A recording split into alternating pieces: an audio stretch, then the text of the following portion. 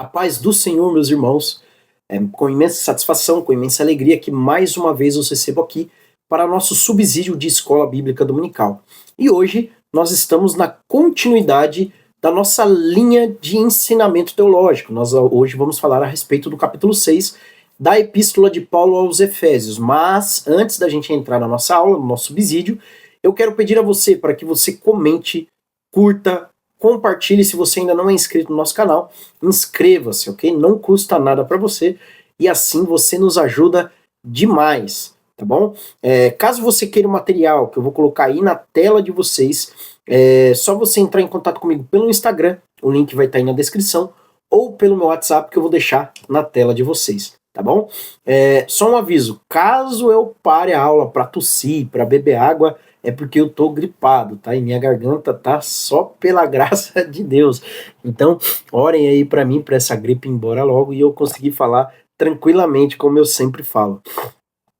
Tá bom, meus irmãos? Vamos lá? Estudo de número 12, Efésios capítulo 6. Hoje nós falaremos a respeito dos versículos de 1 ao 9.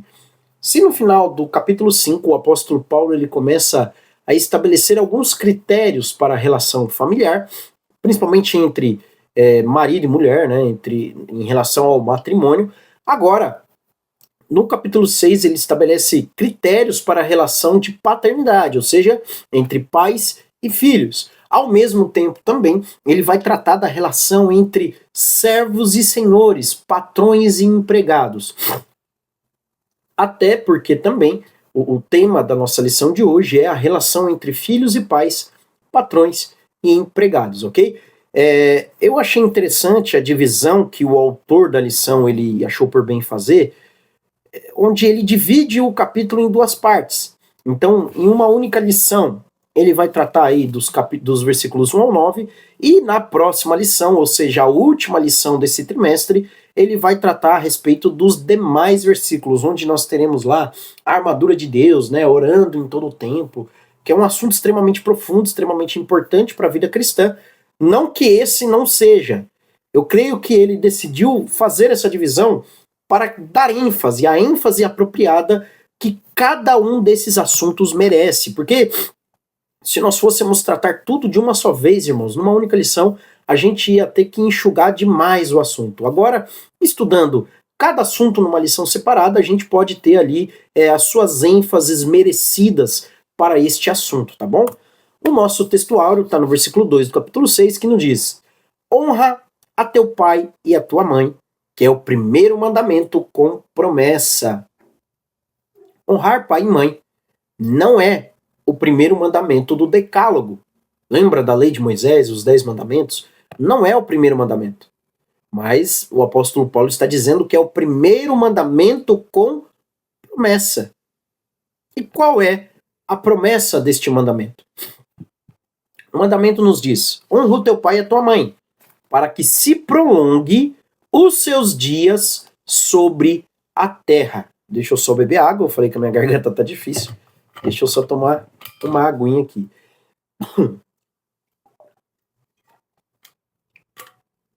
Alguém pode interpretar esse versículo como se Moisés ou o apóstolo Paulo estivessem falando de longevidade. Olha, obedeça o seu pai, obedeça a sua mãe, venha honrá-los, porque honra não se trata apenas de obediência. Obediência faz parte da honra, mas honra não é só obediência. É como se ele dissesse, olha, se você honrar seu pai, honrar sua mãe, você vai viver até a sua grande velhice ali, até os 100, 120 anos. Não é isso que o texto está falando, meus irmãos. Analisando o texto principal, o texto original, vamos falar dessa forma, lá na época de Moisés, imagina Moisés ele subindo no monte, né, voltando ali com as tábuas da lei, e no meio daquelas tábuas estava incluso este mandamento. Aí a gente tem que contextualizar para poder entender do que o autor está falando, do que Deus estava falando quando ele escreveu ali com o próprio dedo dele nas tábuas da lei. Irmãos, o povo de Israel estava prestes a entrar na terra de Canaã. Eles estavam prestes a assumir o território da promessa.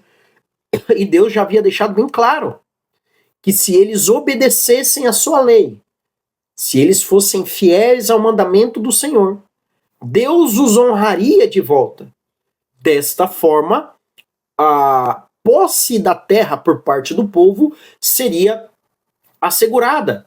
Assegurada como? Por meio de vitórias militares e assim por diante. Inclusive o próprio Moisés também, meus amados, ele vai profetizar a respeito do cativeiro babilônico. Inclusive, olha só o que o texto está dizendo. Honra o teu pai e a tua mãe para que se prolongue os seus dias sobre a terra. Então vamos interpretar da maneira correta? Não é sobre o planeta Terra, meus irmãos. É sobre a terra que o povo passaria a possuir. Então, para que vocês façam parte da promessa, honrem pai e mãe. É importante que a gente interprete o texto da forma correta para a gente conseguir compreender o verdadeiro ensinamento do texto. A ideia, meus amados, é a seguinte: o povo só estava naquela terra, o povo só poderia ocupar aquela terra, tomar posse dela, porque eles faziam parte de uma aliança. E agora, olha só que coisa interessante. Qual é um dos grandes sinais de que eu faço parte dessa aliança? O fato de que eu honro os mandamentos de Deus, de que eu cumpro com a lei dele. E a lei está dizendo: honre o seu pai e a sua mãe. Hoje eu acabei de dizer que honrar não tem a ver somente com obediência. Tem sim a ver com obediência, mas honrar a memória, ser fiel aos nossos pais, cuidar deles, respeitá-los. É todo um pacote, né, que está dentro da honra. Se o povo não honrasse os seus pais, consequentemente eles cairiam na idolatria, por exemplo. Eles não honrariam o Deus do pai deles.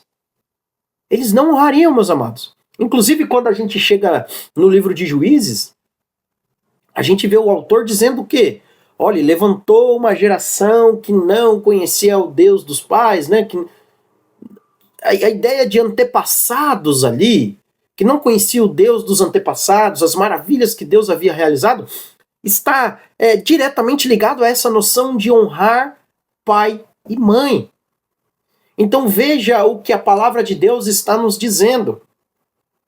A posse da promessa, o estar na aliança, passa também pelas relações de pais e filhos. Só que o texto não para por aí, eu só estou dando uma breve introdução para a gente poder contextualizar o negócio. Objetivos da lição. Primeiro objetivo: compreender a importância da obediência e da honra nas relações familiares.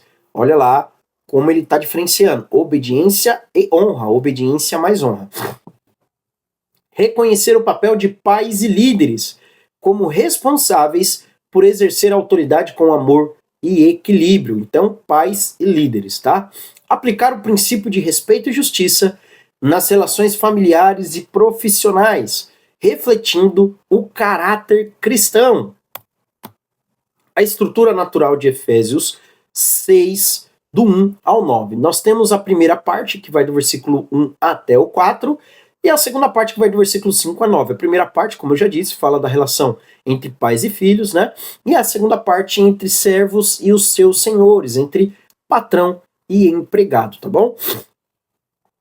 Na primeira parte, olha o que o apóstolo Paulo está dizendo: obediência dos filhos no Senhor. Honrar pai e mãe é o primeiro mandamento com promessa, então é importante que você deixe isso claro, não é o primeiro mandamento. O primeiro mandamento é amar a Deus acima de todas as coisas, não é? O maior mandamento. Só que se eu amo a Deus, se eu não adoro outros deuses, se eu não cometo idolatria, eu tenho, consequentemente, que honrar os meus pais. Mas vamos discutir, eu estou passando só por cima dessa questão. Promessa de bênção e longevidade, responsabilidade dos pais, criar os filhos na disciplina e admoestação do Senhor. Meus amados e queridos irmãos, criar os filhos na admoestação e na disciplina, irmãos, é algo que nós estamos vendo que está ficando escasso.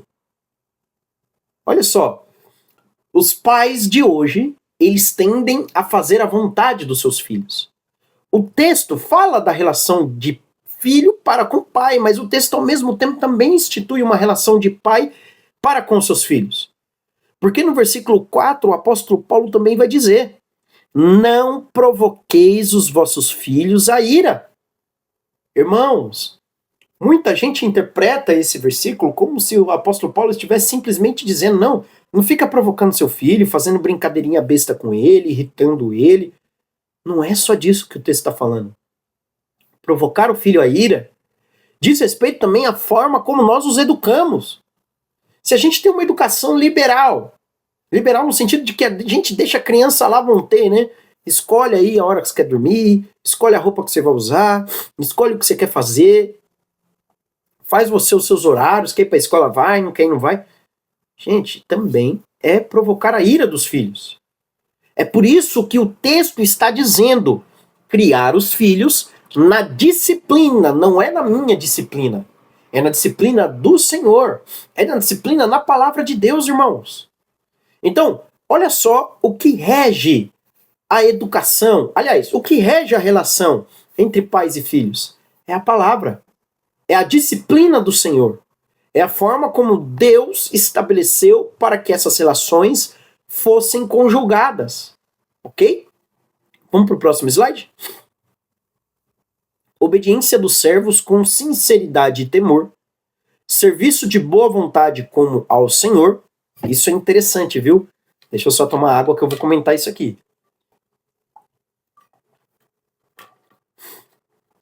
Olha lá, no versículo 6.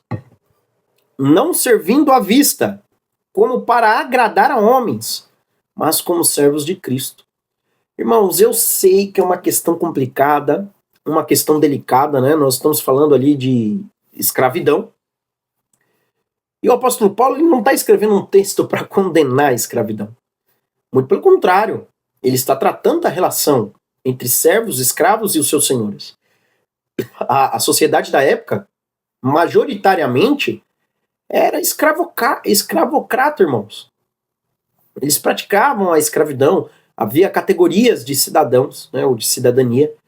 E o apóstolo Paulo está trazendo ali uma espécie de regulamentação bíblica para a relação. Primeiro, ele se dirige aos empregados.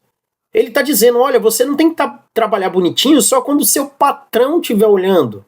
Como se você quisesse agradar somente aos homens. Você tem que servir. Ah, mas ele é escravo, irmãos. É a disciplina bíblica. Você tem que servir como se você estivesse servindo o próprio Cristo. Só que isso não serve só para a época do apóstolo Paulo, não, viu? E aí você, professor de escola dominical, pode explorar bastante esse tema. Muitos de nós, que trabalhamos fora, enfrentamos dissabores. E tem crente que quer dar um mau testemunho no serviço, trabalhando de qualquer jeito, faltando, matando serviço, matando o tempo, criando um ambiente desagradável, murmurando do patrão. Gente, essa não é a postura do cristão, irmãos. O cristão, ele está aqui para ser sal da terra e luz do mundo. E o apóstolo Paulo está dizendo: olha, vocês têm que servir o vosso Senhor segundo a carne com temor e tremor, na sinceridade do vosso coração, como a Cristo, não servindo à vista como para agradar a homens, mas como servos do próprio Cristo. Só que, como eu disse, o texto não para por aí, porque o apóstolo Paulo, da mesma forma que ele se dirige aos empregados, ele se dirige aos patrões também. Então, falando aos senhores, ele disse o seguinte: vocês devem agir com justiça, lembrando-se que acima de vocês há um Senhor no céu. Olha lá, versículo 9. Vós, senhores, de igual modo, procedei para com eles, deixando as ameaças. Né? Então, se você é patrão, meu irmão, lógico, naquela época, como eu falei, nós estamos falando de escravidão, é um contexto completamente diferente do nosso aqui no Brasil, por mais que em alguns casos há uma certa associação, né? Mas se você é patrão, se você ali é chefe, você tem que tomar cuidado com a sua postura também. Você não pode agir como um tirano só porque você é o patrão, ele é um empregado e tá por isso mesmo. Não, você como servo de Deus, você tem que respeitar o seu subordinado, respeitar o seu funcionário. Se você tem algum testemunho pessoal sobre isso, coloca aí nos comentários. Eu já trabalhei para crente que foi o pior patrão que eu já tive. Pelo amor de Deus, irmãos. Uma vez eu trabalhei numa certa loja aí, que vende bíblias até, e lá nós tínhamos apenas 15 minutos de almoço, irmãos. Você tinha que trabalhar 8 horas por dia para mais. Eu lembro que na época eu já estava com outro serviço, aí eu fui fazer um teste no dia de folga. Aí eu cheguei lá para testar, né? Para ver, porque eu sempre quis trabalhar naquele lugar, né? Lá já vista, eles mexem com literatura cristã, bíblias, né? E aí eu fui trabalhar lá. Comecei o dia, nós chegamos lá, não lembro que horas eram, mas vamos supor que era 8 horas da manhã. E comecei 9 horas, 10 horas, fui aprendendo o serviço, embalando material, fazendo algumas vendas, o pessoal chegava, eu conversava. E aí o pessoal que trabalhava lá, a maioria era menina, falou, vamos almoçar lá, Christian. E ia, falou, tudo bem, vai lá. Aí, rapidinho elas voltavam. Falei, ué, mas já almoçou? Já almocei. É 15 minutos só. Falei, você tá falando sério? Ela falou, tô aqui, no papel é 1 hora, mas o nosso chefe faz a gente almoçar em 15 minutos. Aí foi uma menina, foi 2, foi 3, eu fui o último. Aí eu cheguei na sala da esposa lá do chefe, né, que era chefe também, dos proprietários. Falei, vou almoçar, posso ir? Ela falou, pode. Agora era tipo 1 hora da tarde, ela falou, daqui 15 minutos você tá de volta, né? Falei, tô. Daqui 15 minutos eu tô de volta. Peguei minhas coisas e fui embora, nunca mais apareci lá. Irmãos, é lógico, né? Pra descontrair, isso aconteceu de fato. Olha a relação que essas pessoas tinham, levam títulos de pastores, né, e olha o trato que eles tinham com o funcionário deles. Então eles faziam os funcionários anotar que eles tinham 1 hora de almoço, né, já era mentira. Ilegalidade também, né, quando na realidade tinha apenas 15 minutos. Além do que também aqueles chefes ali eram completamente soberbos no trato com os seus funcionários, né, eu pude observar isso. Então é por isso que eu disse que foi o pior patrão que eu tive. Trabalhei meio período com eles e fui embora. Eu tenho certeza que provavelmente você já teve alguma experiência nesse sentido. Então olha como o apóstolo Paulo ele está regulando essas relações. Vamos lá para o nosso próximo ponto, irmãos. Hoje a aula está sendo bem mais rápido, o nosso subsídio está sendo bem mais rápido por conta da minha garganta, tá? Vocês estão vendo aí. Tá difícil de falar, não sei se daí vocês conseguem perceber a alteração na minha voz. Eu estou tendo que fazer muita força para falar. Aplicações práticas. Honrar os pais é um princípio eterno e com promessa. A criação dos filhos deve ser centrada, como eu falei, não é na minha opinião, no meu achismo, mas na palavra. Relações de trabalho devem refletir reverência a Cristo e autoridade e submissão devem ser exercidas com temor do Senhor. Então eu sou submisso no temor do Senhor e tenho autoridade, exerço autoridade sobre outros homens no temor do Senhor também. Isso vale para patrão, chefe, superior hierárquico no ambiente militar, político, seja lá o que for, tá, irmãos? Orientações práticas. Ajude os alunos a compreenderem o valor espiritual da obediência. Só que toma cuidado, tá, irmãos? Toma cuidado com esse negócio. Não começa a pegar texto sem contexto para criar um ambiente tóxico na igreja. Onde tem um monte de igreja aí que prega uma obediência tóxica, submissa, cega a pastores que vivem fazendo um monte de besteira, irmãos. Não é disso que o texto está falando, tá? Mas a gente tem que honrar os líderes, a gente tem que honrar os pastores. Eu concordo em relação à honra à liderança. Mas tudo tem os seus limites, tá? Em primeira mão, eu vou revelar aqui para vocês. O nosso intuito é, daqui a alguns dias, começar a fazer a 5ª apologética aqui no nosso canal, onde nós vamos tratar de diversos assuntos, inclusive de falsos ensinamentos no meio cristão evangélico. E aí eu vou esmiuçar mais esses assuntos que eu acabei de tocar aqui, tá bom? Encoraje a fidelidade no ambiente profissional, como testemunho cristão, e reforce a igualdade espiritual entre todos diante de Deus. Para encerrar, meus amados, aplicação pessoal, somos desafiados a criar um ambiente de relações saudáveis, onde os filhos se sintam amados e respeitados, aprendendo a obedecer e a honrar os seus pais. Então, olha só a palavra-chave da nossa aplicação pessoal. Ambiente saudável, irmãos. Ambiente e relações saudáveis. sejam com os nossos filhos, com os nossos pais, com os nossos patrões ou com os nossos empregados. Ok, meus amados? Que Deus abençoe. Até a próxima, se Deus quiser.